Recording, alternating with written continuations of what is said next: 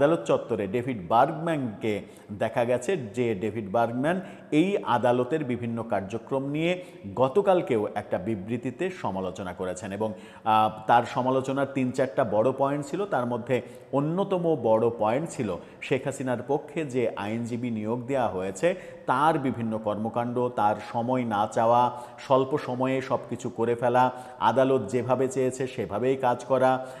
কোনো আর্গুমেন্টে না যাওয়া, তার যে পর্যাপ্ত সময় প্রয়োজন, দায়িত্ব পেয়েছে মাত্র কয়েকদিন হলো, সেই কয়েকদিনের মধ্যে এত বড় মানে মামলা লড়ার মতো তথ্য প্রমাণ তার